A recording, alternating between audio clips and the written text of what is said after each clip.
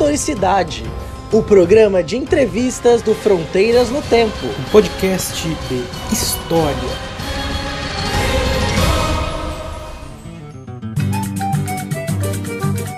Olá, aqui é o Marcelo, você está ouvindo Historicidade, programa de entrevistas do Fronteiras no Tempo, um podcast de história.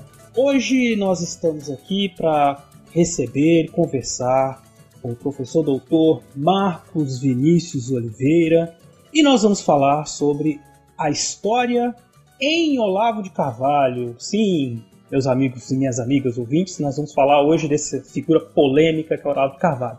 Mas antes de começar a falar desse indivíduo, eu gostaria muito de agradecer aqui a participação do Marcos Vinícius e também agradecer por você ter aceitado participar e bater esse papo aqui com nossos ouvintes. Eu que agradeço pelo convite, Marcelo. Gosto muito de participar dessas iniciativas, principalmente nesse momento em que nós, historiadores, nós precisamos cada vez mais nos colocar nesses outros ambientes, nos colocar nos ambientes virtuais, nas redes, exatamente porque o nosso compromisso com o conhecimento ele não pode ficar restrito a espaços como a universidade ou a escola. Enfim, historiadores sempre às redes, adoro esse tipo de proposta, então super prazer aí poder participar com vocês. Maravilha, cara. E é isso, né, que você falou, é muito importante e tem a ver com o tema, né, de certa maneira, porque o Olavo de Carvalho, ele as primeiras vezes que eu ouvi falar dele, alguma coisa próxima de 10 anos atrás, muito como piada, né, um sujeito que não servia de referência para nada, e é isso, né, alguém para não se levar a sério. E alguém que eu particularmente tenho muita dificuldade de acompanhar, de entender, mas é um sujeito que aparece, que tem um público, que inclusive fez a cabeça de muita gente da chamada ala ideológica do governo Bolsonaro, né? Que eu acho super interessante esse nome, ala ideológica, como se as outras não fossem. Mas enfim. E um dos primeiros passos para a gente conhecer essa história, conhecer o funcionamento, essa parte que já é uma parte importante da história brasileira, gostando ou não, né, é entender o pensamento do Olavo de Carvalho. Para isso existem heróis como o professor Marcos Vinícius. Vocês achavam que não existia herói, mas existe o herói que nos acapa, porque o Marcos Vinícius, que é um professor de história da cidade de Uberaba, e que tem se dedicado à leitura, olha ouvintes, olha a coragem, à leitura e à interpretação das principais obras do Olavo de Carvalho, né? O Marcos, ele é doutor em História, ele é graduado em História pela Universidade Federal do Triângulo Mineiro, mestre e doutor pela Unesp Franca, né? Fez uma tese que foi publicada há pouco tempo, depois ele faz o Jabá, e tem um outro livro também, a tese foi sobre o Gramsci, né, essa grande referência do pensamento nas ciências sociais. E aí ele daqui a pouco vai contar pra gente, aproveita até já para contar como é que você saiu, como é que você fez, né? Você saiu dos seus estudos do Gramsci e chegou no Olavo de Carvalho. Aproveita e conta um pouquinho assim, da sua trajetória, então, pra gente, por favor. Beleza. Eu gosto muito dessa ideia, claro que a gente brinca com isso, essa ideia do herói, porque realmente é muito difícil ler o Olavo. Porque é um pensamento que às vezes é muito desconexo, ele é muito angustiante de se ler, e os livros eles são enormes, são poucos livros dele que são pequenos, então são livros de 400, 500, 600 páginas, que dão muitas voltas, muitos zigue-zagues, então aquilo é uma leitura muito árdua. E ler aquilo que não se concorda também é muito difícil, mas é um exercício muito importante. Então a gente brinca com isso, etc. A brincadeira é legal, mas é também importante conhecer aquilo que você discorda, conhecer aquilo que você não gosta, por mais difícil que seja. E no meu caso, eu não planejei na minha vida ler o Olavo de Carvalho. Isso não estava em questão. Mas os rumos do país e do meu próprio objeto de pesquisa acabaram me levando a estudar o Olavo de Carvalho. Porque eu comecei meu doutorado sobre o Gramsci em 2016. Em 2016, ninguém falava assim tanto em Olavo de Carvalho, não havia, Bolsonaro ainda parecia uma piada, parecia uma coisa super distante. Mas em 2018, quando eu defendi a tese, o cenário político brasileiro já era outro e completamente diferente daquele de 2016.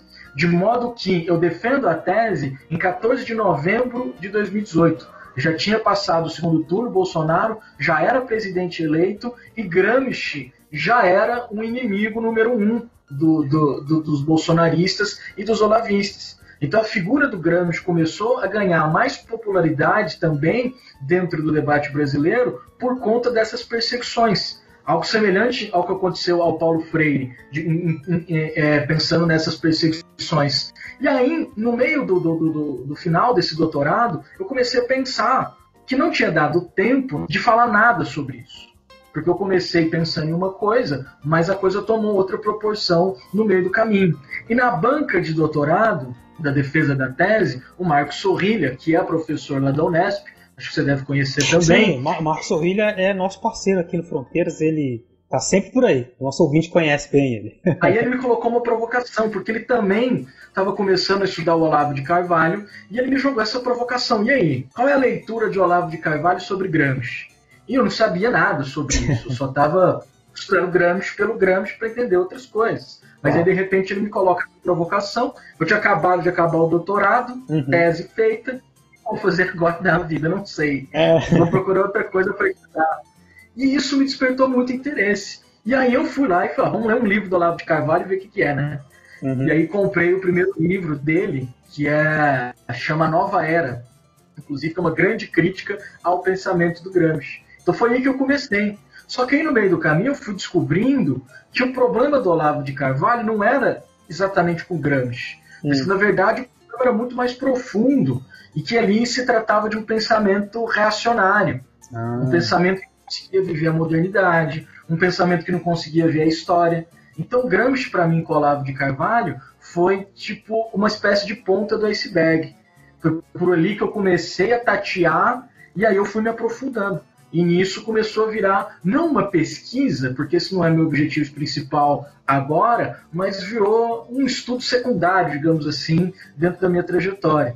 Então, por exemplo, já apresentei uns 4 trabalhos em eventos acadêmicos aí sobre Olavo, já escrevi artigos sobre essa questão de Gramsci e Olavo, outros estão para sair. Então, foi por conta dessa provocação do Sorrilha que começou esse negócio do Olavo. E aí, parece que quanto mais eu falo sobre, mais as pessoas querem saber. Sim, existe uma demanda pelo Olavo de Carvalho. É muito interessante isso, né? Porque foi para muita gente uma surpresa, né? Quer dizer, ele tá há 20 anos dando curso e tem também uma longa história de atuação, pode ser, enfim, criticado de diversas maneiras, né? Fora da universidade. E tem uma relevância muito grande num grupo de pessoas, né? Na sua visão ali, o que tem dentro do pensamento do Olavo de Carvalho que chama tanto a atenção? O que chamou muito a atenção, além dessa crítica da modernidade? Assim, o que você disse que são obras difíceis de ler, confusas, uma crítica à modernidade, mas depois de ter lido esse livro, você foi ler outras coisas, você conseguiu identificar assim um cerne da obra dele, uma coisa que fala assim, isso aqui é o Olavo de Carvalho, isso aqui é o que está seduzindo as pessoas. Sim, mas aí que tá. Para a gente falar do Olavo, a gente tem que, na verdade, fazer uma separação entre os vários Olavos que existem. Tá. Porque esse Olavo que eu estou escrevendo agora sobre é um Olavo, digamos, mais intelectual no sentido tradicional do termo. Certo. É um cara que escreve, que faz pesquisas, está produzindo seus livros. Então, ali nos anos 90, entre 93 até 96, 97, está o grosso dessa produção filosófica do Olavo. E ainda não existia tanta internet nessa época, não é? Então, o Olavo do Twitter, o Olavo do YouTube, é muito diferente do Olavo dos seus livros. E isso, para mim, foi um choque, porque eu só conheci o Olavo do YouTube, aquele Olavo que xinga, aquele Olavo completamente destemperado, obcecado por várias coisas, maluco, xingando todo mundo. E quando você lê o livro, parece que é uma outra pessoa. Ele não fala da teoria da Coca-Cola, nem que a Terra é plana nos livros dele. Que decepção, cara, que decepção. É uma decepção, porque por mais que ele tentando entrar o tio do Zap... É o tio do Zap, é lógico. Ele não está lá. Ele é um cara que tem um pensamento. Nós concordemos ou não, e no caso a gente discorda totalmente dele, mas ele tem leitura. Ele tem um pensamento de referência. É um cara que conhece a tradição filosófica, bem ou mal. Eu acho que ele interpreta quase tudo errado, mas ele conhece. Entendi. Posso dizer, o Olavo não leu nada.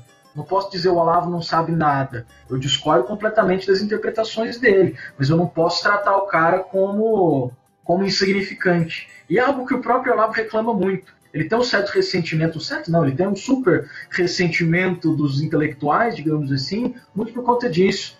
Porque ele sempre afirma: ninguém nunca levou minha obra a sério, ninguém trata meus argumentos como argumentos, todo mundo já me desqualifica como louco, mas ninguém quer me refutar, ninguém quer me ler.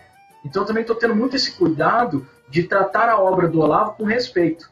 Isso não quer dizer tratar com grandeza, tratar como algo de qualidade, mas é dar o respeito ao objeto, sabe? Estou tentando estudar ele com a mesma honestidade que eu estudei o Gramsci, estou tentando estudar também o Olavo nesses mesmos termos. Então acho que a primeira coisa é essa separação. O Olavo que se popularizou não foi o Olavo desses livros dos anos 90.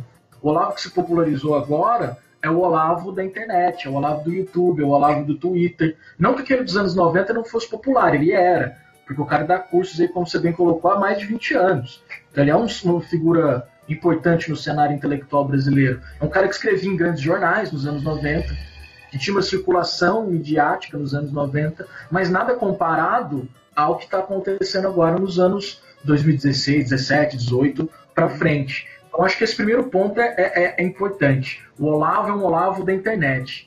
E ele é um cara que sabe usar da internet, e não só ele, como o grupo que está ao lado dele, sabe se utilizar muito bem da internet como ferramenta de conquista da hegemonia. Se a gente pegar algumas iniciativas como, por exemplo, Brasil Paralelo, aí é uma disputa muito forte sobre o cânone da intelectualidade brasileira.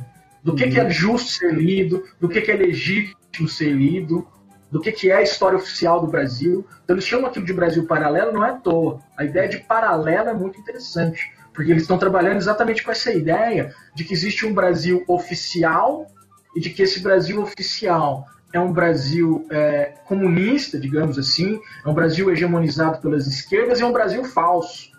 Então nós precisamos desse Brasil paralelo na visão deles. Então uma outra visão de Brasil.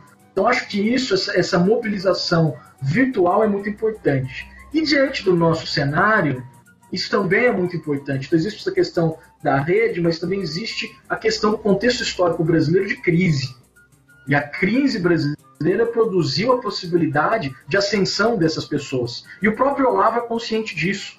Em algumas entrevistas ele afirma exatamente essa ideia. Diante do fracasso petista, diante dos intelectuais que entram em descrédito, de uma determinada cultura que entra em descrédito, outra começa a ascender socialmente naquele momento. Então junta essa mobilização que eles sabem fazer muito bem, junto com essa crise, e a rejeição de coisas dentro dessa crise, a rejeição de determinados padrões.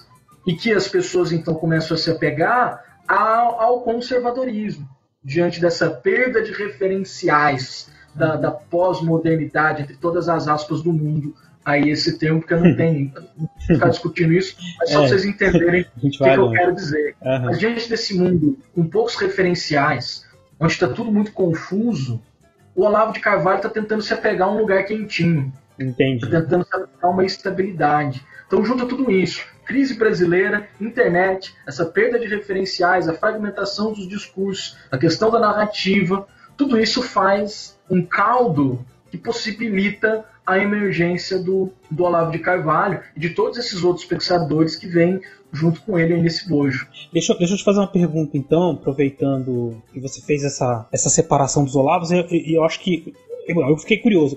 Então, qual que é a ligação desse Olavo dos anos 90 com o Olavo da internet? O que eles têm de comum? Já que eles não falam da Coca, nem ficam xingando, né? Enfim, infelizmente. Mas o projeto é o mesmo. O projeto é o mesmo, tá. O substrato filosófico, tanto do Olavo da internet quanto do Olavo dos livros, é o mesmo. Tá. Porque eu quero pegar alguns exemplos para a gente entender isso. Por exemplo, quando ele fala mal dos Beatles. Aquela parada lá de que os Beatles... Como é que foi que ele falou? Que os Beatles tinham sido uma criação do Adorno. Sim. O que é aquilo e onde isso está dentro do projeto do Olavo de Carvalho? Ele entende, e por isso o nome da nossa conversa é o Jardim dos Aflitos, ele entende que o mundo ocidental é um grande jardim das aflições. Essa ideia do Jardim das Aflições, para mim, é o centro da concepção histórica do Olavo. Porque é o seguinte, E aí eu vou ligar esse evento do Adorno, dos Beatles, com um evento que ele relata lá nos anos 90 no livro O Jardim das Aflições, que é onde ele começa a escrever esse livro. Um belo dia, essa história é maravilhosa, cara, essa história é muito louca. Um belo dia, eu lá assistindo uma palestra no MASP, em 90, e uma palestra de um cara chamado José Américo da Mota Peçanha. E era uma palestra sobre Epicuro, sobre a filosofia do Epicuro. E o Olavo simplesmente surtou no meio da palestra. Ele surtou. E aí ele vai descrever no comecinho do livro Jardim das Aflições que ele via nos sonhos dele a plateia do MASP como grandes zumbis, como todo mundo sendo manipulado por aquele cara, etc. e tal. E é dali que ele começa a formular a ideia do Jardim das Aflições. Porque onde todo mundo estava vendo o Jardim das Delícias, onde todo mundo estava postando da palestra do Peçanha sobre Epicuro, ele só conseguia ver os sintomas da decadência do mundo ocidental. E aí ele faz um salto temporal dos mais estranhos que eu já vi na minha vida. Porque ele pega esse evento do Peçanha de 1990 e vai falar da filosofia do Epicuro lá na Antiguidade. Meu Deus. Então, um surto mesmo. Surto completo. Mas ele fala isso no livro, que ele estava em estado de estupor completo, ele fica loucaço, e começa febrilmente, quando ele mesmo coloca no livro, a escrever isso. E qual é o negócio? De Epicuro a Peçanha, todos eles representam o mesmo problema. Qual o problema? A decadência do mundo ocidental, que é representada na cabeça dele pela adesão ao materialismo e pela perda de uma dimensão transcendental. A perda de uma dimensão espiritual do mundo. Então é esse raciocínio de fundo, de que o mundo é uma decadência, que permite o Olavo odiar tudo e a todos, do mesmo jeito. Todo mundo é igualmente odiável e parece a mesma coisa, exatamente porque todo mundo representa o mesmo sintoma da decadência. Então ele pode odiar o Gramsci, ele pode odiar os Beatles, ele pode odiar a academia, porque todos eles são fruto do materialismo, todos eles são fruto da modernidade, todos eles são fruto dessa decadência, desse imenso Jardim das Aflições. Então, esse Olavo dos anos 90, esse Olavo da internet, é o Olavo das Aflições. É um homem profundamente aflito com os rumos que o mundo moderno tomou. Porque esse mundo perdeu a dimensão espiritual e ele quer achar de volta essa dimensão espiritual. Então esse é o ponto que une. Essa ideia reacionária de que o tempo presente é uma decadência completa e de que por isso nós devemos tentar operar uma volta ao passado. Isso seduz muitas pessoas. Porque é aquela coisa do mito do passado de ouro, né? Aquele passado em que tudo funcionava, em que tudo... Isso no discurso político tem uma força fenomenal, né? Assim, o próprio Bolsonaro usa disso todo momento, quando fala, né, que vai voltar o Brasil de 50 anos atrás, né? Então é fácil enxergar o casamento ali entre eles, né? Exatamente. Muito interessante, cara. E você tá centrado nos estudos dessas obras, né? Fala para o nosso ouvinte aqui quais obras você já leu e se você conseguiu mapear, de certa maneira, assim, a recepção dessas obras, ou se ainda não deu tempo, como é que estão os seus trabalhos, assim, as obras e a recepção dessas obras, porque é aquilo que a gente disse no começo, ele não tem uma inserção acadêmica, muita gente diz que ele é... O xingamento, a ofensa que mais faz a ele é de que ele não é... Ele fez até a 4ª série, que, enfim, é semi-analfabeto e tudo mais, né?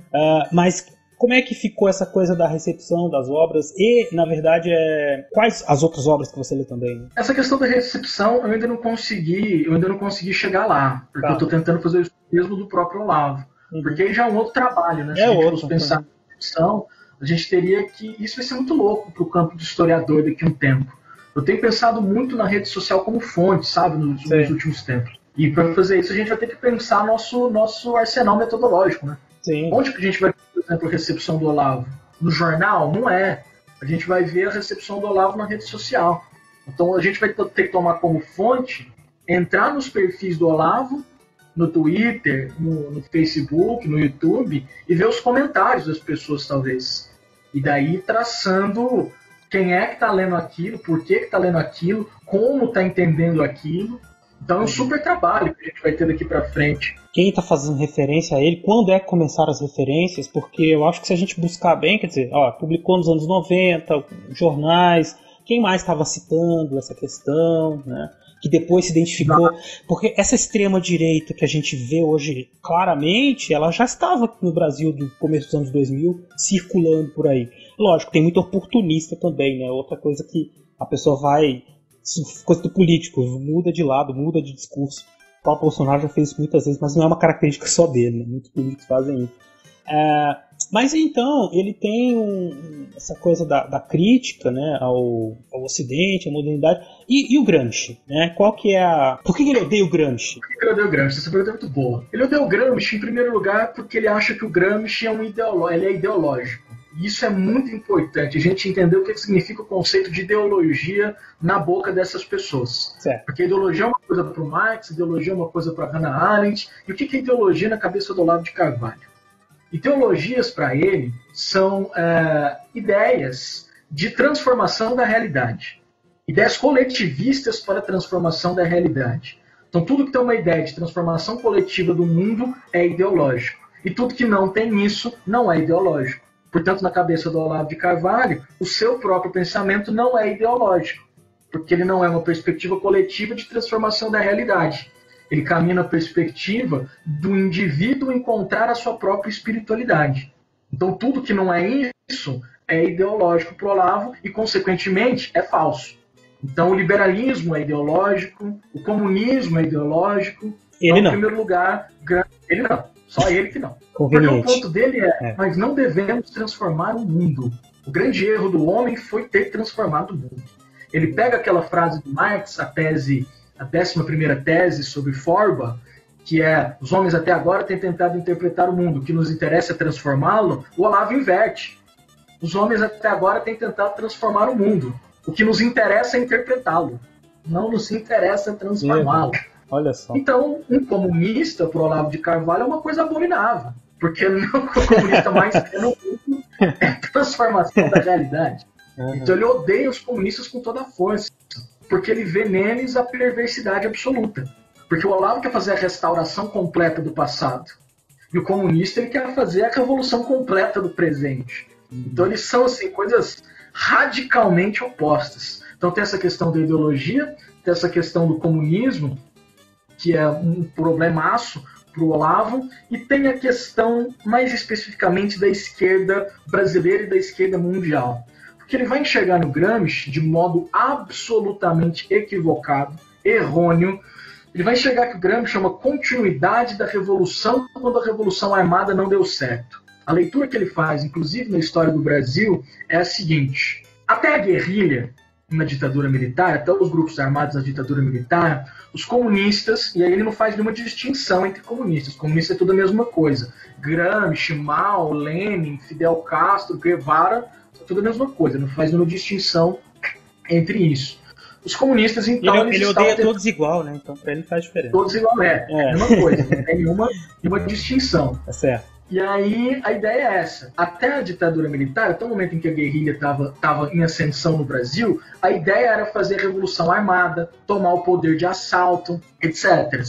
No entanto, no momento em que a luta armada foi debelada, na cabeça do Olavo, isso não significou a derrota do comunismo.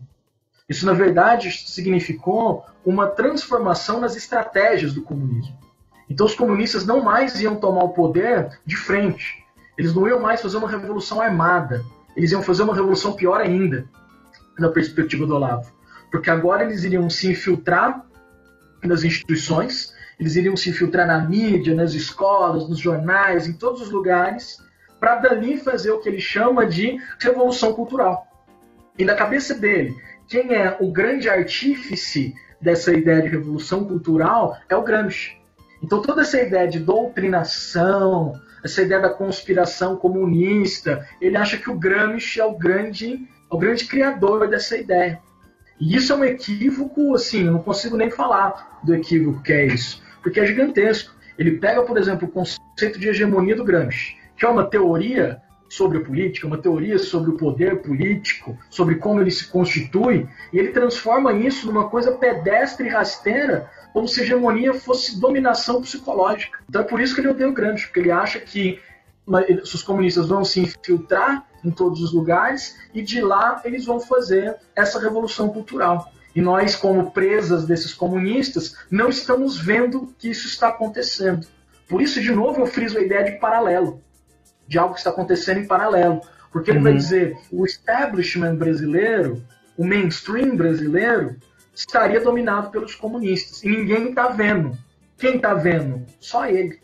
Só o Olavo está enxergando na cabeça dele esse tipo de coisa. Então ele é o profeta solitário do anticomunismo no Brasil. Pois é, cara. Eu fico abismado, porque eu queria que você me desse a sua opinião aqui, né? Ele odeia tudo, odeia todos. Ele quer um retorno, né? A visão dele, então, não só de ser contra a mudança, mas assim, uma mudança radical. E tudo que aconteceu nos últimos séculos tá errado. Isso. Como é que isso pode... Como é que a gente lida com isso em termos de debate na luta política? Tudo bem, vai ter uma discussão. Tudo. Você respeita o trabalho dele, você, Marcos, pesquisa, tenta entender e criticar. Ele nunca vai fazer isso com o seu pensamento. Você acabou de dizer que ele leu o Gramsci de qualquer jeito para fazer o que ele queria. Como é que se lida com isso?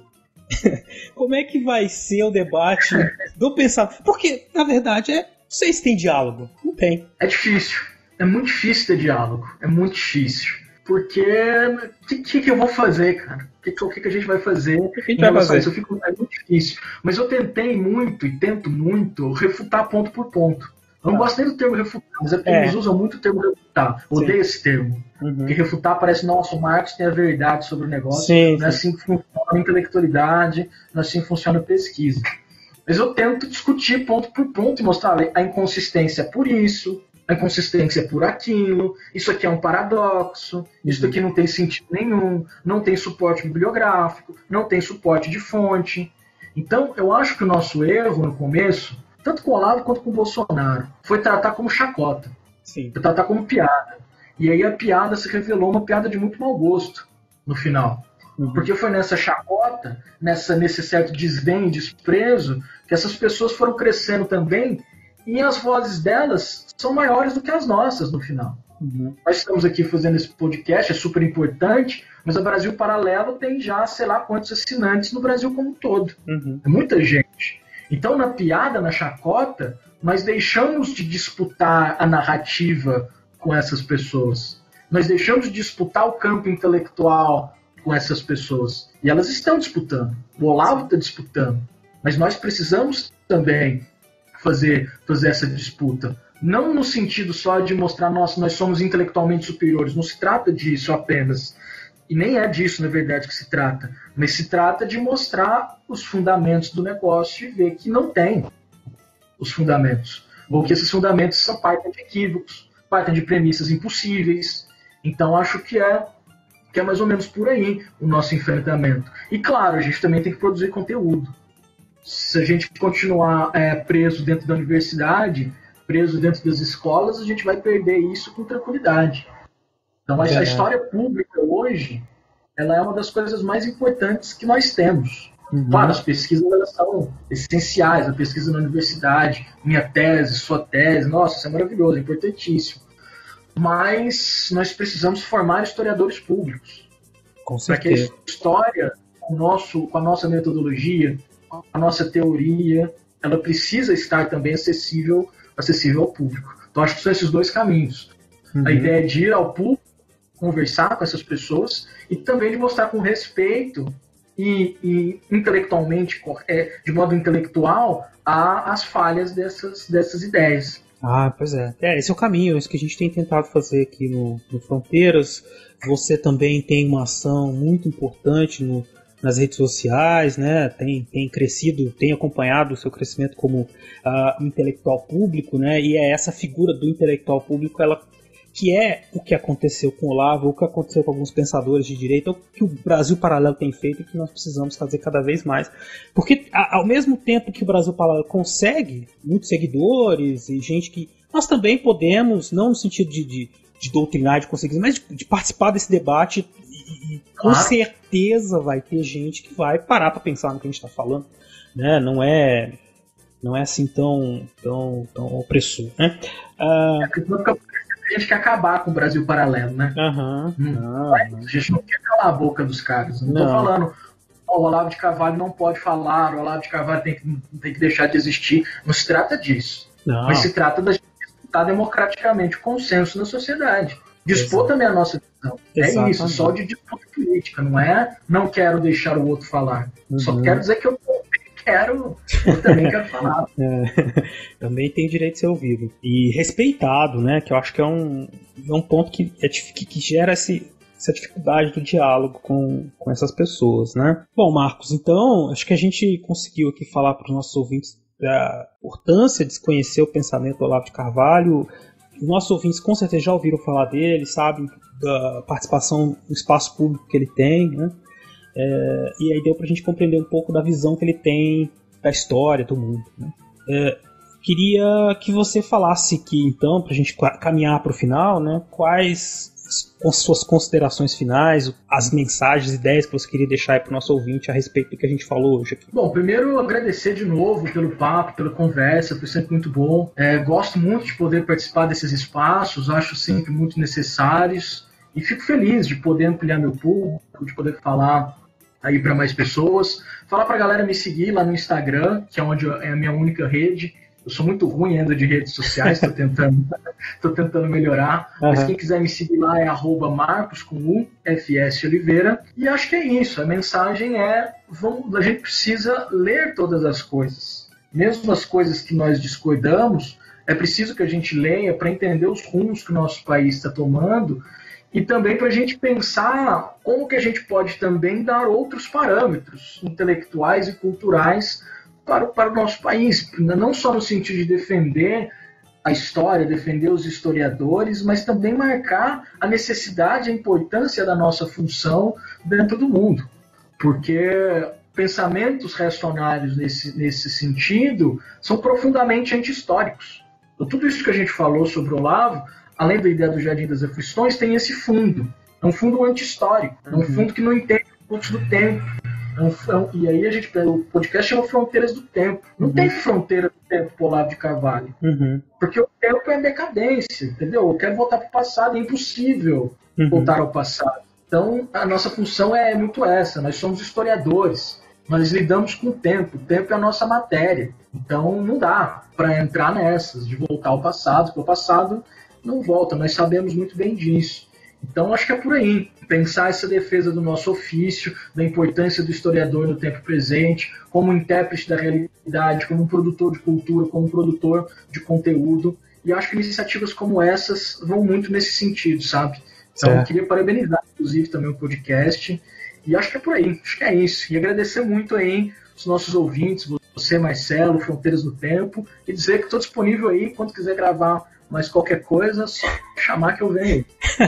Maravilha, cara, eu que agradeço, papo super ótimo.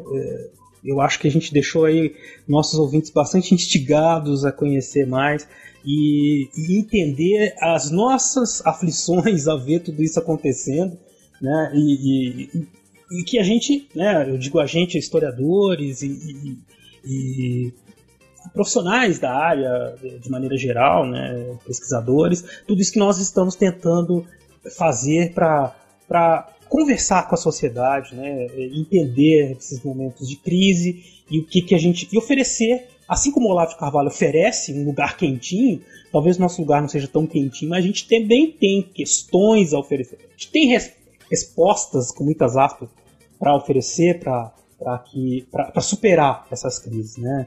E, cara, porra, valeu demais aí o papo.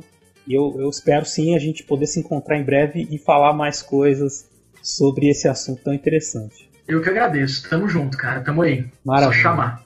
Valeu. Maravilha. Obrigado. E vocês, ouvintes, fiquem aí que daqui a pouquinho tem uns recadinhos.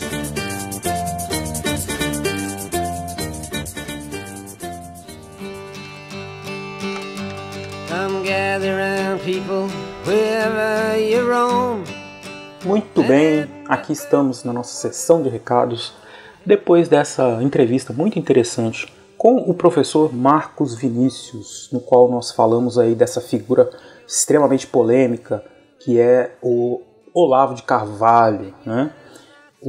Por mais que a gente tenha todas as restrições ao que ele pensa e ao que ele representa, é muito interessante o procedimento do professor Marcos, que exemplifica muito bem o que as pessoas que são verdadeiramente comprometidas com o conhecimento, verdadeiramente comprometidas com o progresso da sociedade, tem que ter, que é o quê? De analisar as situações, analisar os pensamentos, mesmo quando a gente discorda deles, né? E eu particularmente, eu disse isso no episódio, não tenho muitas... É sempre muito difícil acompanhar, né, o que o Olavo de Carvalho fala, especialmente nesses ambientes de internet, porque ele acaba justificando uma série de atrocidades, né, coisas que, ao meu ver, não são justificáveis e que ferem os princípios básicos da civilização que nós vivemos, que já é cheia de problemas, né? Mas ele tem um pensamento lá nos anos 90, ele construiu uma leitura do mundo, uma leitura que o professor Marcos apontou muito bem, é cheia de equívocos, né?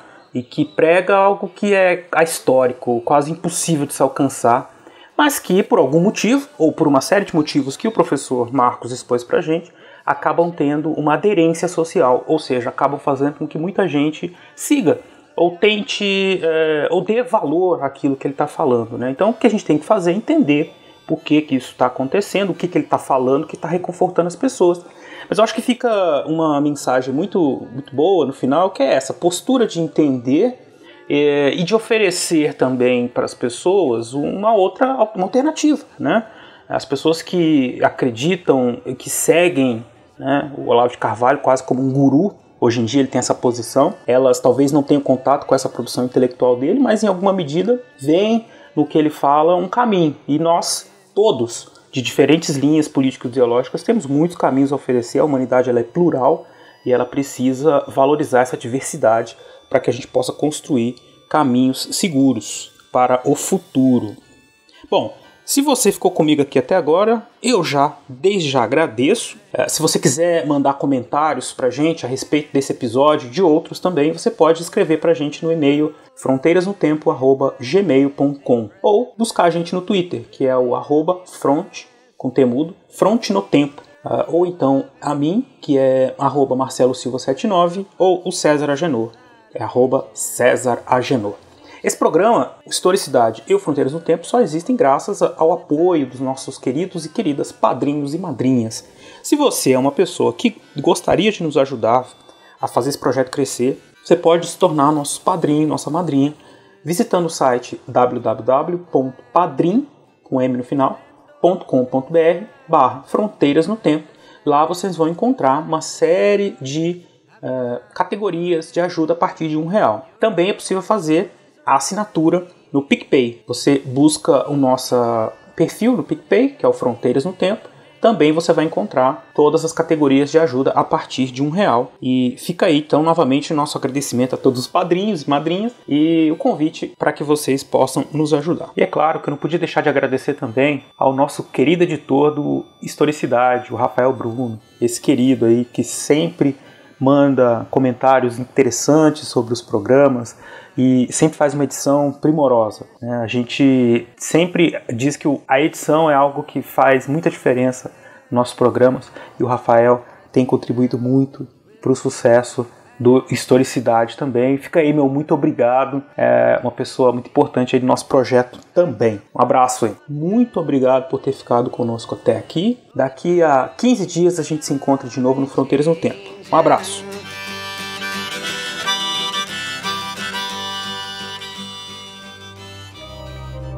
Este programa foi produzido por Mentes Deviantes. deviante.com.br. Este programa foi editado por Talkcast. Edições e produções de podcast.